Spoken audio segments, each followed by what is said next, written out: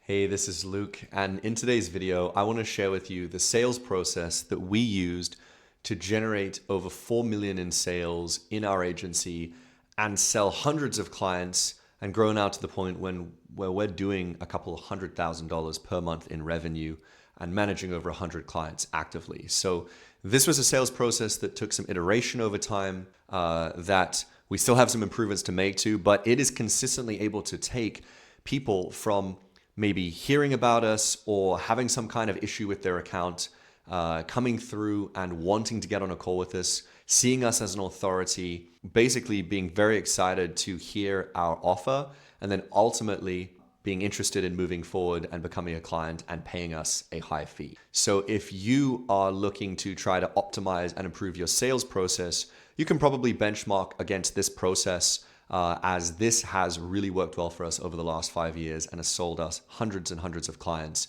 and continues to do well to this day. So the core idea in this sales process is to basically try to solve the problems of the client before they even hire you. So this might sound crazy. It might be like, why are you giving away all of the gold when they haven't even paid you anything? But it kind of taps into the idea of reciprocity.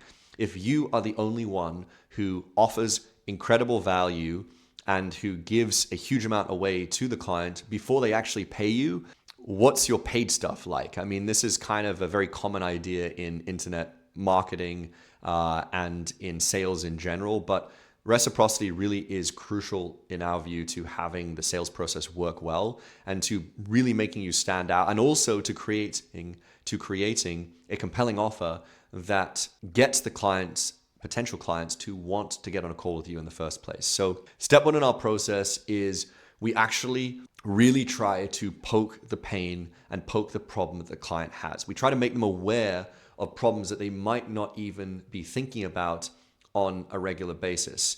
We talk about, hey, are you dealing with this? Are you struggling with this? We're speaking to that problem-aware audience, or we're speaking to someone that really knows that there's a solution to their problem out there, but they don't know what solution to choose. Second thing is we offer them a free evaluation and basically a review of their situation that promises them to give them all of the solutions that they need to solve their problem.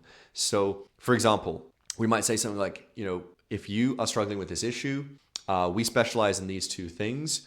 And what we'll do on this call is we're going to review a situation. We're going to identify exactly the pieces that are preventing you from solving the problem, that are actually causing the issue. We're going to tell you exactly how to solve those problems, and we're going to give you a roadmap so that over the next 1 to 3 to 6 months, you know exactly what to do to achieve your desired outcome and fix these problems for good. And we're happy to do this at no cost, and we're happy to do this and give it to you even if you decide not to work with us. So it really is all value and no downside.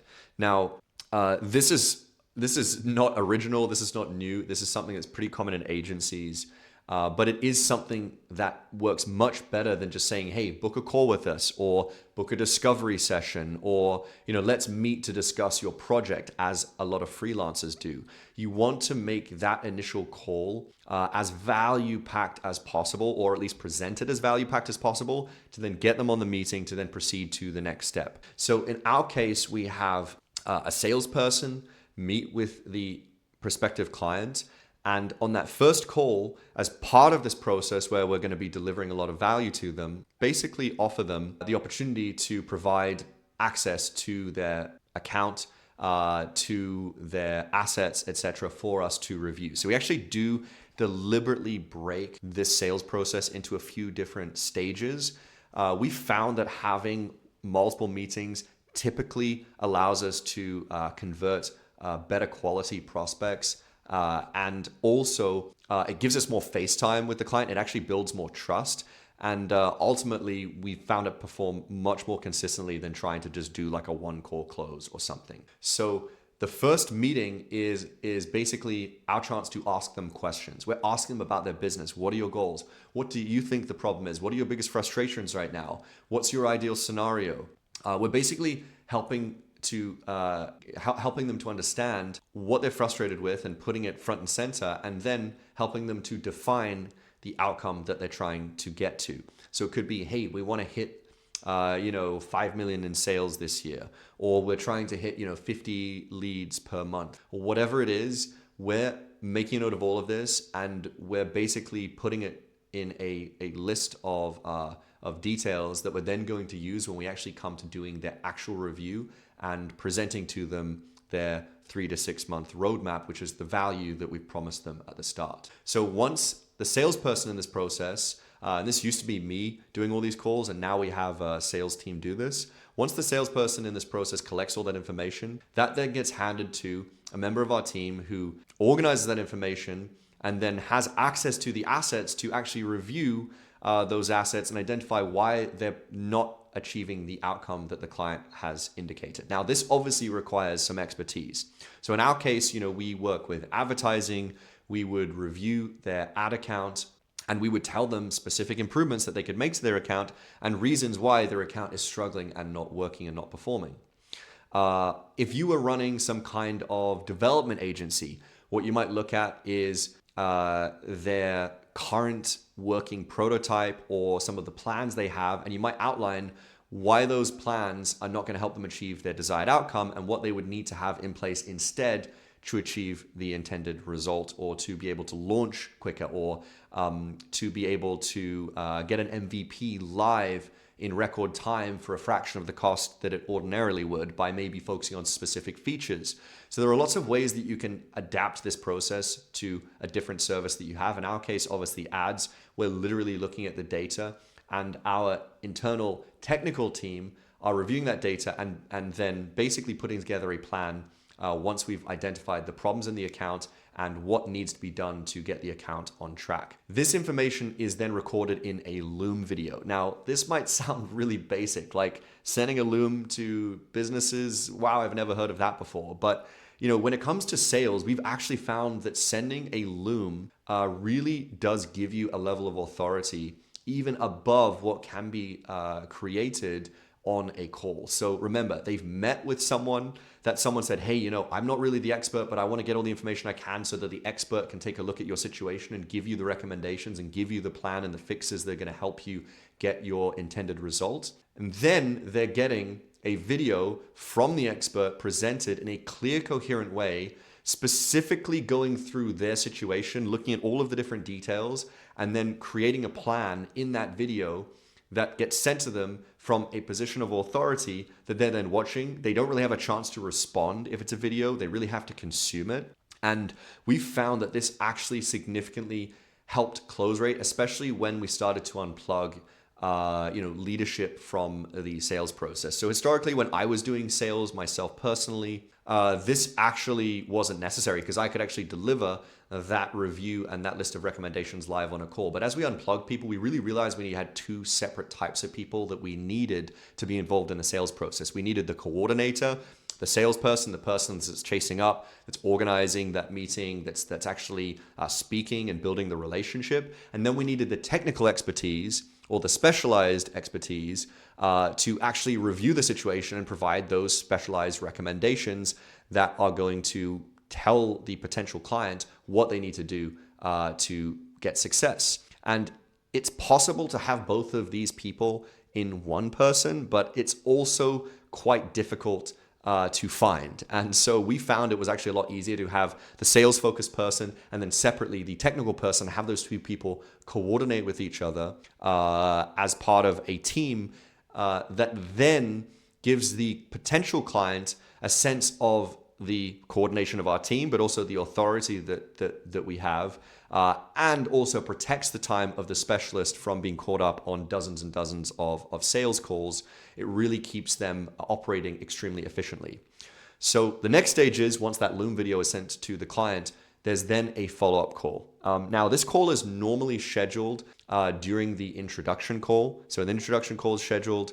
They would then set up the follow-up call. And in the meantime, between those two meetings, the audit or the review Loom is sent through. And on that follow-up call, it's normally quite short. And it's basically, now that we've outlined the problem, now that we've provided a suggested fix, discussing with that potential client, like, hey, do you want to do this yourself?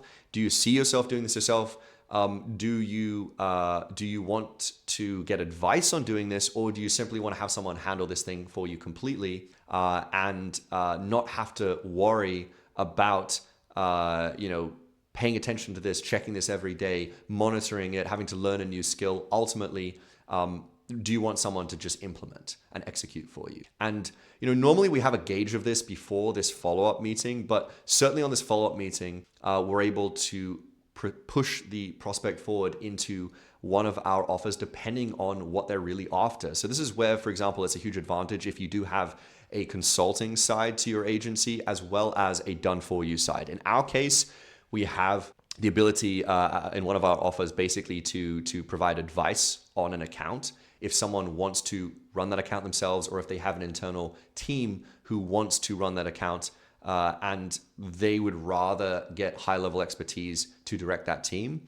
But at the same time, we can also implement for them and have our team of specialists run their account, solve their problem, and help them achieve their outcome without really them having to lift a finger. And having these two options, they're differentiated enough in terms of price and in terms of service that people normally fall into one of the two categories. But generally from that point, we have a strong rapport established with this prospect. And we've also demonstrated expertise and authority with the Loom video. And then it comes down to what do we need to do to make them confident that we, if we are to work together, can help them to implement the plan that we've outlined. And this is where, and this is something that we're improving right now, a deck is absolutely crucial. Now, I kind of came from the philosophy in the past of a deck just slows things down. It's not necessary. You can just try to close on the call without necessarily showing people really anything on screen, just with words. But when it comes to a B2B offering where there are multiple reasons why someone is going to buy, it's not just purely emotional. There is also a logical aspect to it. They have requirements or targets that they want to hit, etc. This is where it really does work more effectively if you can present in a professional way. You're going to give someone the impression that you are a higher end service and a higher end business and a more premium white glove company than you are if you just hop on the call and riff. And so having a deck that includes some of the following details that basically starts with a quick outline of the problems that they've been outlined in the audit, and then the solutions suggested, then goes into case studies, results, things that we've achieved for other people, and especially people that were in a similar situation to you, then goes into our offerings and anchors them to maybe a high-end full white glove service. Let's just say you price that at $10,000, and then anchors them at maybe your main service offering that is $3,000 or $4,000 per month. And the comparison between the two really does make them feel like they're getting that better deal than if you just presented that price in isolation through the anchoring of the higher price point. So if you don't have a higher price that you can anchor to, create one, basically. And this is where we start to get into sort of objection handling / negotiation. Now, we don't really negotiate on fees. Unless the account is exceptional, it's a huge opportunity, and there's a reason to go over and above. In general, we try to keep things as consistent and streamlined as possible, especially because we don't want to create incentive for salespeople to constantly reach for some kind of discount or offering or something. So we pretty much don't have any negotiation, but it's more about what different aspects of this service do you need, how soon do you need it, and how urgent is it that you solve the problem and achieve the outcome that all of these other companies that we've shared with you in this deck have been able to solve through our help and through our expertise. And this is the sales process that consistently is able to close us 1 in 5 to 1 in 4 leads that come through our pipeline. So that basically means if we are able to generate meetings for less than $200 to $300, we're getting maybe a 4 to 5x return within 6 months on that deal, based on the fact that we're able to close those leads at such a high rate because of the sales process that I've outlined. So if you're looking to try to improve your sales process, if you've got any questions about this sales process, leave a comment down below. Hope this has been useful to you, especially if you're trying to start an agency or grow your freelancing business into an agency or scale an existing agency to 7 figures or 8 figures per year. So let me know in the comments below if you have any questions. Thanks a lot for watching, and I'll see you in the next one.